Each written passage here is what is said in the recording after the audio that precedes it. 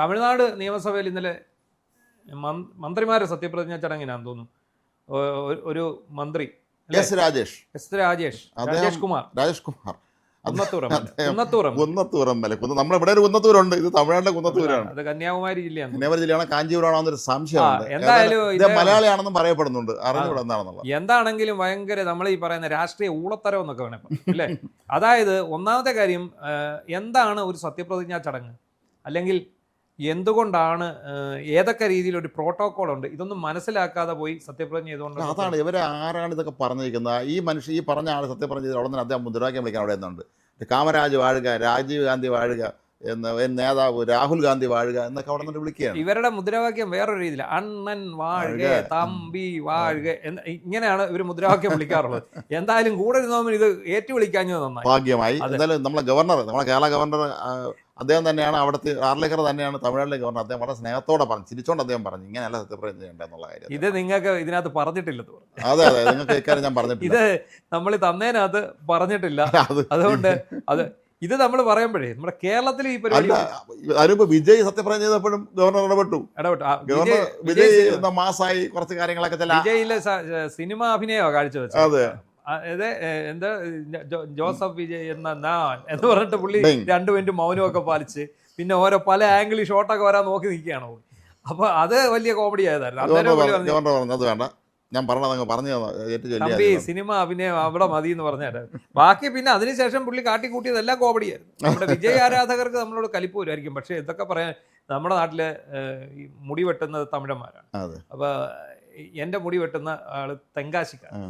ഈ ഞാൻ കഴിഞ്ഞ ദിവസം മുടി വെട്ടാൻ അതെ, അപ്പൊ ഞാൻ അവിടെ മുടി വെട്ടാൻ ചെന്നപ്പോൾ ഞാൻ ഇവനോട് ചോദിച്ചു, നിങ്ങളുടെ വിജയണ്ണൻ ജയിച്ചല്ലേ എന്ന് ചോദിച്ചു. അപ്പൊ എന്നോട് ഞാനോ അണ്ണേ ജയിച്ചണ്ണേ. ഞാൻ എന്തുണ്ട് എന്തുവാണേ ഈ കാണിക്കുന്നതെന്ന് ഇയാൾ എന്നോട് പറയാണ്. അപ്പൊ എന്താ സംഭവം എന്നറിയാമോ, ഇവരൊക്കെ ഇത് വലിയ കോമഡിയായി മാറി. അതായത് സുരേഷ് ഗോപിക്ക് എന്താണോ കിളി പോയില്ലേ നമുക്കറിയാം. സുരേഷ് ഗോപി MP ആയി, മന്ത്രിയായി. അതിനുശേഷം അപ്പോഴും സുരേഷ് ഗോപി ആ സിനിമാ സ്ക്രീനിൽ നിന്ന് ഇറങ്ങി വന്നു. എല്ലാ പുള്ളി എന്തൊരു പാർലമെന്റിൽ പ്രസംഗിക്കുന്നതിനകത്ത് പോലും ആ പുള്ളിയുടെ ഡയലോഗ് ഡെലിവറിയാണ് വന്നുകൊണ്ട് അല്ലേ. ഒരു നാടകീയമായിട്ടാണ് പുള്ളി എല്ലാം സംസാരിക്കുന്നത്. ഇത് തന്നെയാണ് വിജയിക്കും പറ്റിയിരിക്കുന്നത്. വിജയ് സിനിമയിൽ അഭിനയിച്ച് ആ ഒരു അവസ്ഥയായി. ഈ മന്ത്രിയായി വന്ന രാജേഷ് ആദ്യമായിട്ട് മന്ത്രിയാവുകയാണ്. അത് രാജേഷ് എത്ര എനിക്ക് 6 നൂറ്റാണ്ടിന് ശേഷമായിരിക്കും ഒരു കോൺഗ്രസ്സുകാരൻ തമിഴ്നാട്ടിൽ മന്ത്രിയാവും. അത് വിജയുടെ കാരുണ്യം കാരണമായിട്ട്. അപ്പം ഞങ്ങളെ കരുതിയിരുന്നു നമ്മുടെ കന്യാകുമാരി ജില്ലയിൽ ഇവിടെ വിളവങ്കോട് MLA മലയാളിയായ TT പ്രവീൺ അദ്ദേഹം മന്ത്രിയാകുമെന്നൊക്കെ നമ്മൾ വന്ന ആളാക്കാണ്. അത് മലയാളിയാണ്, CSI സഭയുടെ സെക്രട്ടറിയൊക്കെയാണ് അദ്ദേഹം. ആയിരിക്കും നമ്മൾ കരുതിയത്. ചിലപ്പോൾ ഇനിയിപ്പോൾ ഒരു അവസരം അതിന് വരുമായിരിക്കാം. എങ്കിൽ പോലും ഈ രാജേഷ് ചെയ്ത് കുറച്ച് കടന്ന കൈയായിപ്പോയി. എന്തായാലും അങ്ങനെയൊന്നും ഒരിക്കലും സത്യപ്രതിജ്ഞ എന്ന് പറഞ്ഞാൽ അത് വളരെ ഒരു കോൺഫിഡൻഷ്യൽ ആയിട്ടുള്ള ഒരു വളരെ പ്രധാനപ്പെട്ട ഒരു സീരിയസ് ആയിട്ടുള്ള വിഷയമാണ്. നമുക്ക് അറിയാം കേരളത്തിൽ പണി ഇങ്ങനെ സംഭവം ഉണ്ടായിട്ടില്ലേ, പണി കിട്ടിയതില്ലേ. പിന്നെ ഇത് പോയനല്ലോ, ഉമേഷ് ചള്ളി കൊടുങ്ങല്ലൂർ MLA ആയിരുന്നു. 2001 തോന്നുന്നു. JSS MLA ആയിരുന്നു. ഗൗരിയമ്മയുടെ സ്വന്തം ആളായിരുന്നു ഉമേഷ് ചള്ളിയിൽ. വാർമോലാളിയായിരുന്നു അല്ലേ. അതെ അതെ അതെ, വലിയ ജീവിച്ചിട്ടുണ്ട് അദ്ദേഹം, ഇപ്പോഴും ഉണ്ട്. അപ്പം ഉമേഷ് ചള്ളിയില് അന്ന് ഗുരുദേവന്റെ നാമത്തിൽ സത്യപ്രതിജ്ഞ, ശ്രീനാഥ് ഗുരുദേവന്റെ പേരിൽ സത്യപ്രതിജ്ഞ ചെയ്തു. അങ്ങനെ ചെയ്യാൻ പാടില്ല, ആരുടെയും പേര് പറയാൻ പാടില്ല. ദൈവനാമത്തിൽ അല്ലെങ്കിൽ ദൃഢം അങ്ങനെയൊക്കെ പറയാൻ പാടുള്ളൂ. അതാണ് നമ്മുടെ രീതിയാണ്. രീതി അതാണ്. പുള്ളിക്ക് ഗുരുദേവനോട്, പക്ഷേ അതൊരു നിസാര സംഭവമായിട്ട് പോകണതാണ്. നമുക്ക് നമ്മുടെ മാധ്യമ പ്രവർത്തകനാണ്, മംഗളത്തിലൊക്കെ ജോലി ചെയ്തിരുന്നത് ഹരിദാസൻ പാലായിൽ ആണ് ഇദ്ദേഹത്തിനെതിരെ ഹൈക്കോടതിയിൽ കേസ്. ഹൈക്കോടതി പോയ പുള്ളി തന്നെയാണ്. അങ്ങനെ ഉമേഷ് ചള്ളിയിൽ അയോഗ്യതയുടെ ആയില്ല. പുള്ളി രണ്ടാമത് സത്യപ്രതിജ്ഞ ചെയ്ത് രക്ഷപ്പെടുക. പിന്നീട് മത്സരിച്ച് തോറ്റുപോയി. അപ്പൊ അതൊരു വലിയ വിവാദമായിരുന്നു. ഇദ്ദേഹം ഒറ്റയ്ക്കാണ് ഫൈറ്റ് ചെയ്തത്. അതുപോലെ ഇത്തവണ ഓർമ്മയുണ്ടോ, നമ്മുടെ തിരുവനന്തപുരം കോർപ്പറേഷനിലെ BJP അംഗങ്ങൾ അവർ സത്യപ്രതിജ്ഞ ചെയ്തപ്പോഴും കേസ് കിടക്കാതെ പ്രശ്നമായെന്ന് തോന്നുന്നത്. അത് കേസായില്ല. അത് മറ്റേ വരണാധികാരിക്കാണ് ആദ്യം പരാതി പോകുന്നത്. വരണാധികാരി അത് തള്ളിയായിരുന്നു. അത് തള്ളിയതിനു ശേഷം എനിക്ക് തോന്നുന്നു അവർ കോടതിയെ സമീപിച്ചിട്ടുണ്ട്. അങ്ങനെയൊന്നും പറയാൻ പാടില്ല. അത് ഇപ്പൊ നമുക്ക് ഒരു വികാരം തള്ളിച്ചൊക്കെ ഉണ്ട്. നമ്മള് പിന്നെ ഇദ്ദേഹം ക്യാമറ ഈ കണ്ണാടിയുടെ മുമ്പിൽ പോയി ശ്രീനിവാസൻ ഭൂഷാസികൾ തുലയട്ടെ എന്ന് പറയുന്ന പോലെ നമ്മൾ അങ്ങോട്ട് മാറി നിന്ന് അങ്ങനെ പറയാൻ നമുക്ക് കഴിയും. ഈ വേദിയിൽ കയറിയുന്നത് പറയാൻ കഴിയില്ല, പാടില്ല. എന്താണെങ്കിലും നമ്മൾ ഈ എന്താ പറയുന്നത്, അത് ഈ അജ്ഞത കൊണ്ടാണ്.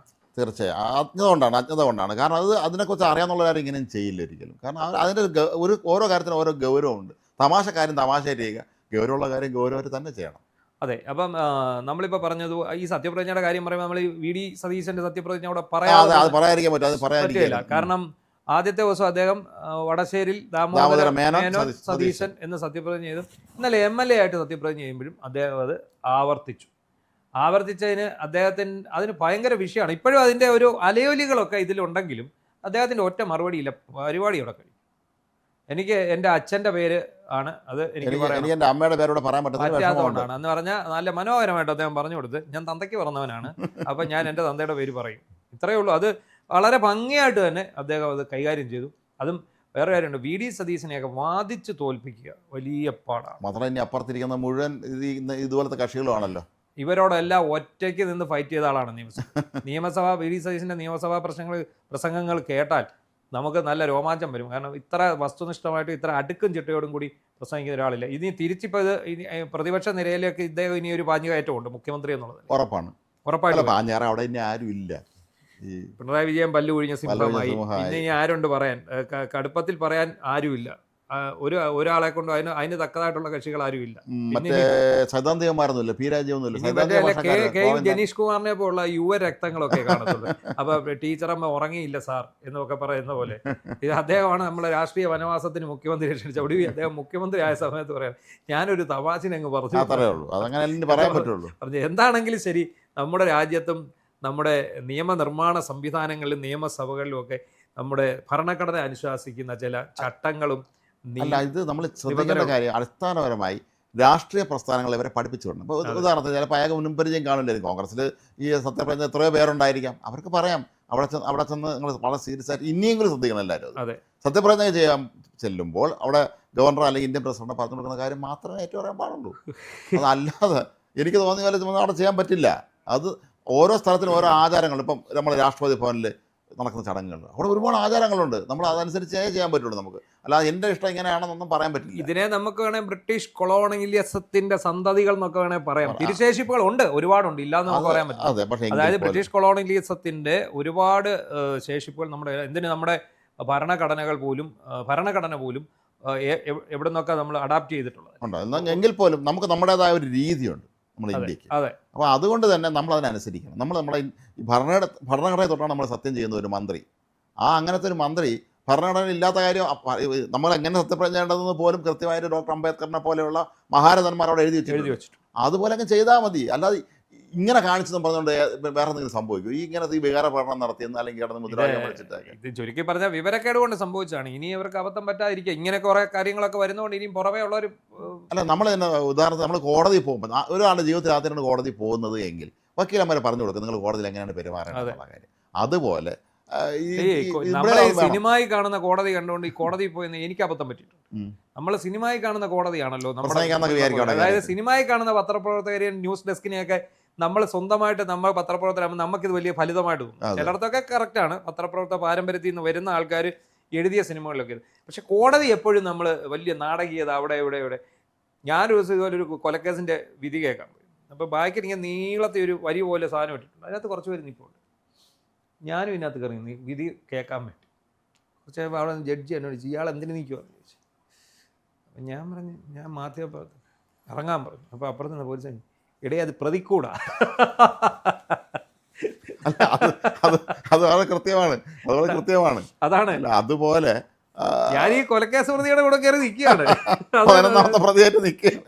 അപ്പൊ ജഡ്ജിക്ക് മനസ്സിലായി വഴി തെറ്റി ഇറങ്ങി ചെയ്തോളാൻ പറഞ്ഞു. അല്ല, അതുപോലെ നമ്മുടെ നാട്ടിലെ ഈ മുൻ പരിചയമുള്ള രാഷ്ട്രീയ നേതാക്കന്മാർ സത്യപ്രതിജ്ഞ നമ്മുടെ വിദ്വാന്മാരടുത്ത് പറയണം. നിങ്ങൾ അവിടെ ഗവർണർ പറയുന്ന കാര്യമായിട്ട് പറഞ്ഞ് ഒപ്പിട്ട് കൊടുത്തിട്ട് താഴെ ഇറങ്ങി വന്നാൽ മതി, ബാക്കിയുള്ള ഷോയൊക്കെ നമുക്ക് താഴെ ഇറങ്ങിയിട്ട് ചെയ്യാം എന്ന് പറഞ്ഞു കൊടുക്കണം. അതല്ലെങ്കിൽ ഇതുപോലെ അബദ്ധങ്ങൾ സംഭവിക്കും.